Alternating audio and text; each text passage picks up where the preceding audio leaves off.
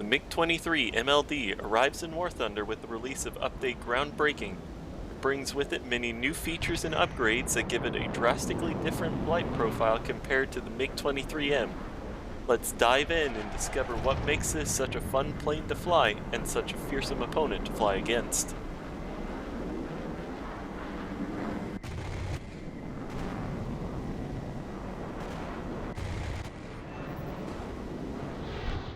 Since I already covered the early development of the MiG-23 in my MiG-23M video, I'm going to start out from where I left off.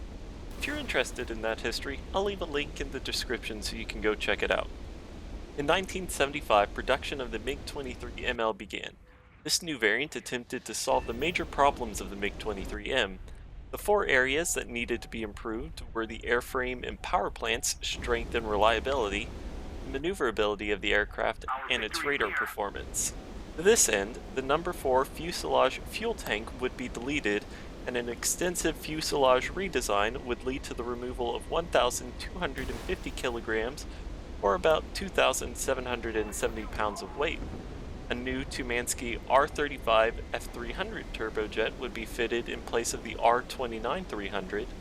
The new engine provided about 8,540 kilograms of force dry and a crazy 13,056 kilograms of force in afterburner.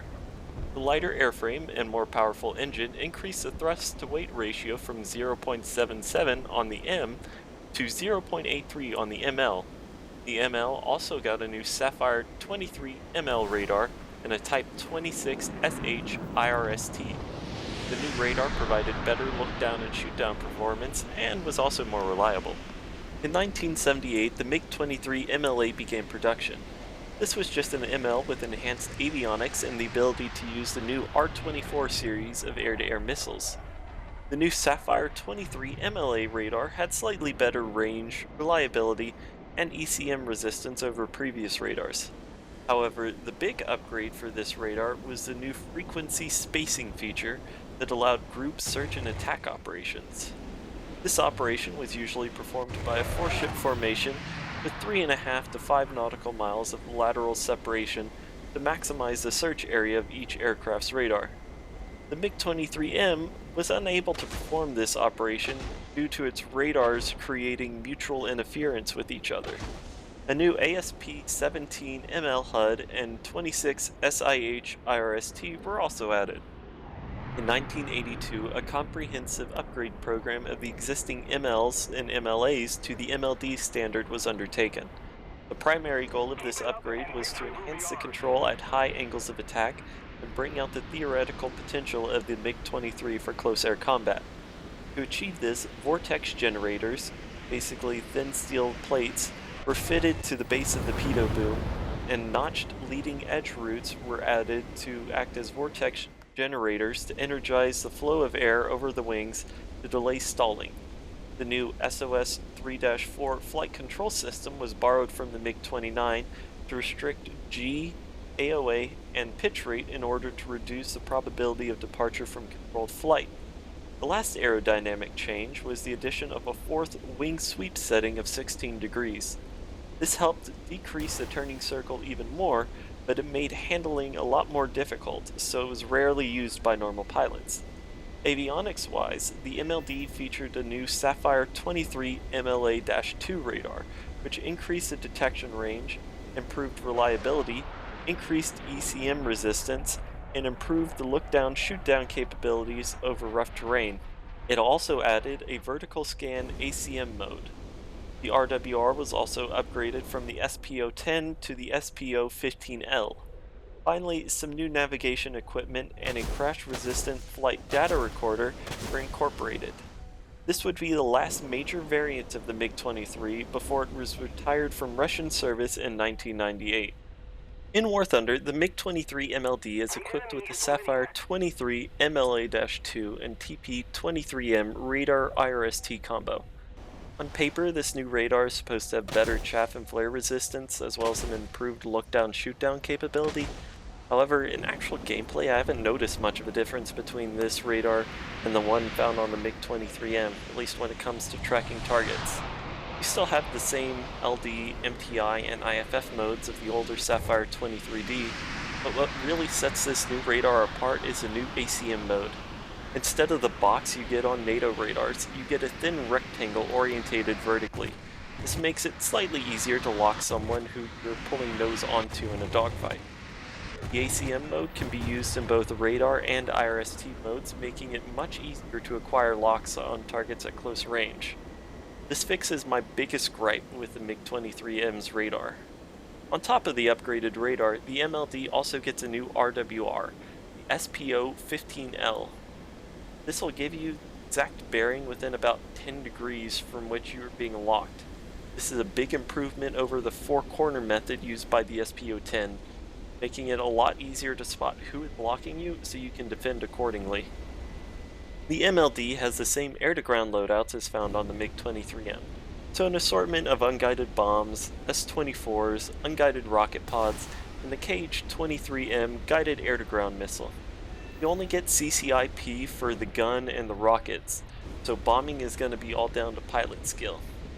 Really, there are better options for CAS ground battles, so you really won't be using these loadouts all too often, unless you decide to use the unguided rockets for some RP grinding when you're stock. When it comes to air-to-air missiles, you get a pretty good selection. Sadly, you have to stock grind with 2 R3S missiles. I've gone over these missiles many times before, and they're alright for 9.0 to 9.7, but for 11.0 they're pretty much useless. The MLD should have 2 R13M1 stock, as that's your rank 1 missile modification, but for now you're stuck with these R3Ss. Thankfully, you can pretty quickly toss those R3Ss in the trash where they belong, as you get the R13M1s at rank 1. These are 20G missiles with some good range. Sadly, you can't slave these missiles to either your radar or IRST locks.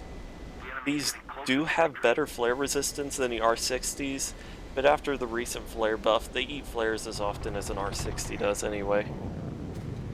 At rank 2, you get access to the R60. This is a downgrade from the R60Ms on the MiG-23M, though the MLD definitely carried R60Ms as it was introduced in 1982, the same year as the MLD conversions began. This is probably just a case of Gaijin nerfing the armament in an attempt to balance the MLD. Performance-wise, the R60 is a short-range 30G missile that's pretty good at hitting targets, though it treats flares like the dogs from Up treat squirrels.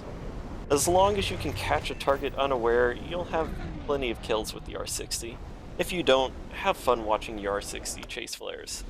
At rank 3, you get access to both semi-active radar homing and IR variants of the R-23 Apex missile. Both missiles have a maximum range of 15 miles, and as of update groundbreaking, had their G-pull buffed from 15 to 20G. The semi-active radar homing variant, the R-23R, has a slight tracking delay of 1 to 2 seconds after launch that prevents it from being useful in close-in snapshots. It's still an effective BVR missile with a practical range of about 6 to 8 miles. The IR variant, the R-23T, doesn't have this delay and is able to track right after launch. Its 1.43 mile all-aspect lock range allows you to use it in head-ons, given the missile was prepped beforehand. The R-23T can also be used for long-range rear aspect shots of between 2 to 4 miles, though like the R-60s, they love flares, so try to use them in conjunction with your IRST to catch opponents off guard. And finally, at rank 4 you get access to the new R-24 series of missiles. These are upgraded R-23s that are just flat out better in all regards. They have a 31-mile max range, 24G overload, a top speed of Mach 3.5, a longer engine burn time, and better chaff and flare resistance as some of the main improvements. The R-24R still has a delay before it begins tracking, but this is only about a half a second. This, combined with the new ACM mode, allows for successful head-on snapshots. Thanks to the high theoretical max range and the increased speed, the practical range is now between 9 to 12 miles, which puts this missile on par with the Skyflash and E-2 Sparrows in terms of BVR capability. The R-24T also enjoys a nice increase to its all-aspect lock range from 1.43 to 2.67 miles, allowing for longer range head-on and side-on shots. Combined with the IRST, you can get some pretty sneaky shots off on people without them even knowing you're there. Overall, the R24s are great and really make up for the lack of the R60Ms on the MLD. The gun is one of the few things that hasn't changed on the MLD. You still get the GSH-23L with 200 rounds of ammo and a fire rate of 3,400 rounds per minute. This gives you about 3.5 seconds of trigger time. You're going to need every single second of this time too, as the buff to flares means IR missiles are pretty much useless if your target is aware of you. When you first get the MiG-23 MLD, your best bet is to go strafe AI ground targets and use the R3Ss to kill the AI planes. You then have a choice of either getting the R13 M1s and going for player kills, or getting the S5K rocket pods and continuing to ground pound to grind out the higher ranked air-to-air missiles. In War Thunder, the Tumansky R35-300 is modeled as having 7,110 kilograms of force dry and 10,320 kilograms of force in afterburner. Now if you paid attention in the history section, this should sound wrong to you. That's because the engine is missing about 3,000 kilograms of force in afterburner. I did some digging and everything I found except for one article said that the R35 has about 13,000 kilograms of force in afterburner. I'm still looking for a flight manual for the MLD or some other official documentation so I can make a bug report, but hopefully Gaijin will fix this problem in the future. Despite the incorrect engine power, the MLD sees a large improvement in maneuverability thanks to the lighter airframe and modifications made to increase low-speed handling. This is a new king of dogfights in War Thunder, on top of boasting a strong BVR capability. The lighter airframe also gives it increased climb rate and acceleration. The strong construction also gives you a higher rip speed when on the deck. With all the performance upgrades, I was able to reach about 810 knots on the deck before ripping my wings.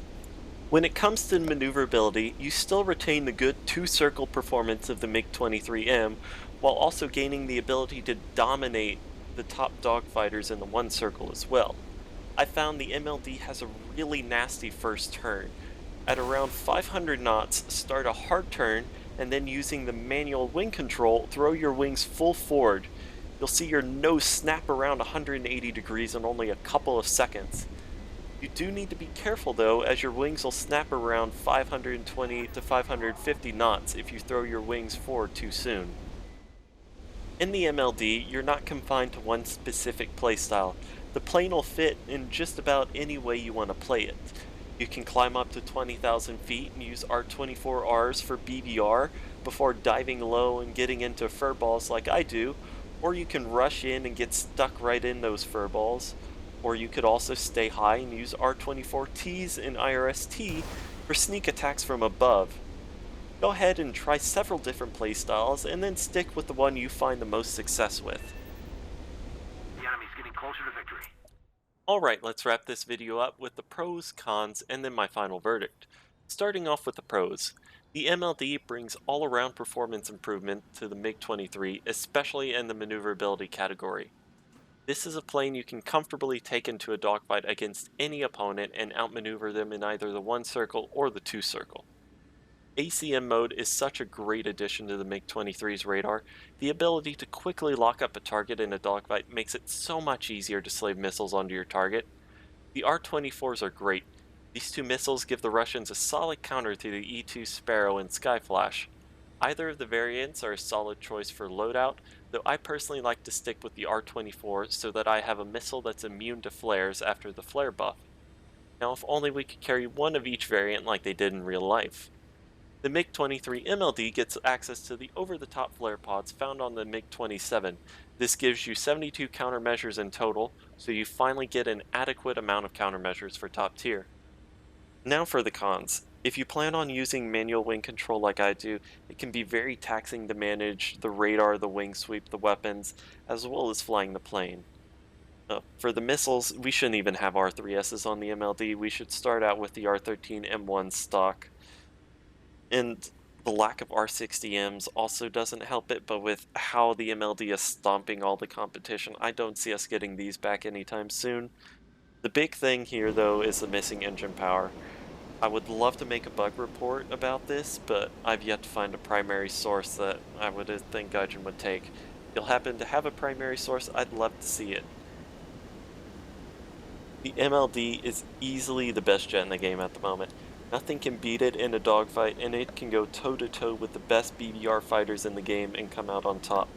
Right now is the best time to play it, as you've got a lot of experienced players trying to grind the MLD or playing the MLD.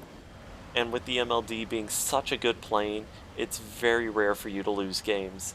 I'm currently sitting at about an 80% win rate after around 100 games, and I'd be close to a 4-to-1 KD if it wasn't for the large amount of times I've been team killed. If you're able to grind this plane, it is well worth it. Well, anyways, thanks for watching, and I hope you all have a wonderful day.